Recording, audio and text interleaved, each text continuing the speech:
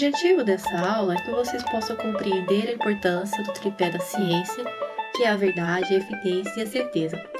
Que vocês consigam diferenciar o conhecimento empírico do científico, consigam definir o método científico, diferenciar conceitos, leis, teorias e doutrinas.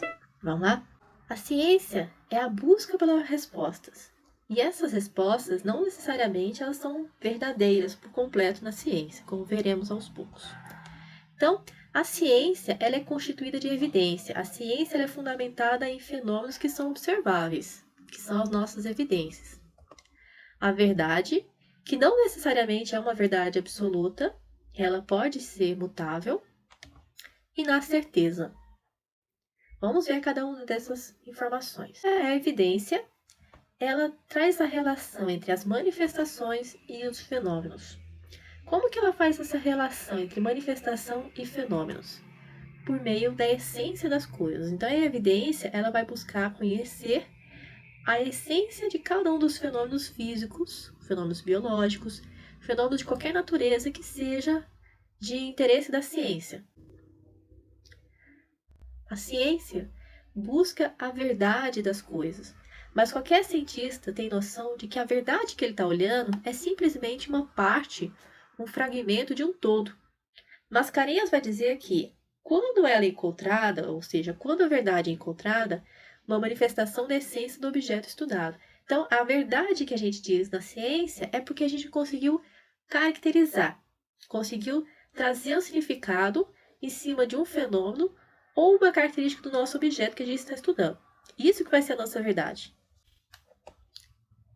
Conforme dissemos, a ciência é fundamentada na evidência, na verdade e na certeza. E o que seria a certeza do ponto de vista da ciência? Vamos começar definindo o que seria dúvida do ponto de vista da ciência. A gente tem uma evidência de um fenômeno, né? E a gente começou a analisar esse fenômeno, mas só que a gente ainda tem uma dúvida sobre a característica dela. A gente não conseguiu chegar na verdade dela. E aí a gente não pode nem negar, nem afirmar nada sobre aquele fenômeno. A gente sabe que existe, mas só que a gente não sabe dizer como que ela influencia ou não. Tá bom?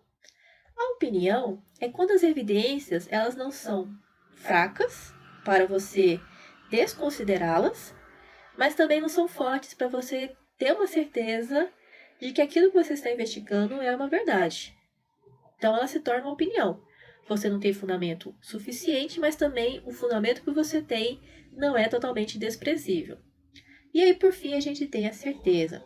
Na certeza, a gente conseguiu caracterizar totalmente o nosso fenômeno. A gente tem evidências claras que diz como que funciona aquela determinada variável, aquele determinado objeto de estudo daquilo que a gente está procurando conhecer dele. Aquela essência que a gente procura conhecer daquele determinado fenômeno. E aí, a gente tem o verdadeiro embate entre a ciência e o senso comum. Quanto o senso comum ele está preocupado com o empirismo, ou seja, o senso comum é todo aquele conhecimento que a gente constrói no nosso dia a dia, com o nosso cotidiano, experiência também. Para ter um conhecimento científico, a gente precisa criar um método. Esse método tem que ser sistematizado e construído em cima da lógica racional. Então, em cima desse método sistematizado, a gente vai observar, a gente vai experimentar e confirmar se aquela hipótese que a gente considerou, né, ela é uma hipótese verdadeira ou nula. Assim, a gente tem como alavanca entre o senso comum e a ciência, como impulsor entre o senso comum e a ciência, a pesquisa científica. Então, o que é a pesquisa? A pesquisa, ela é o caminho que a gente vai encontrar para solucionar nossos problemas. Toda vez que um determinado fenômeno aparece para a gente e gera uma curiosidade, né? Gera uma coceira mental, como dizia o Rubem Alves, né? A gente vai procurar solucionar aquele problema, a gente vai procurar entender a essência de determinado fenômeno. E aí a gente vai usar a pesquisa. E a pesquisa ela vai trazer várias perguntas para a gente sobre o que a gente vai procurar, por que a gente vai procurar, como que a gente vai procurar essa resposta, para quê, com que e onde. Dentro da pesquisa, a gente tem com nossa ferramenta, né, nossa bússola para conduzir essa pesquisa, direcionar os nossos caminhos, o método científico. O método científico, a gente lembra aí de René Descartes, tá? Ele é baseado na evidência. Então, suponho que eu acredito que existe o pé grande, o monstrinho aí do pé grande aí, né? Para eu conseguir comprovar a essência desse pé grande, eu tenho que produzir uma análise do pé grande. Eu não tenho como conduzir essa análise por completo dele. Então, o que eu vou fazer? Eu vou estratificar. Estratificar em porções que eu possa sintetizar, que eu possa reconstruir esse conhecimento até que desse desmembramento do menor para o maior eu consiga entender a evidência inicial, que era o pé grande aí.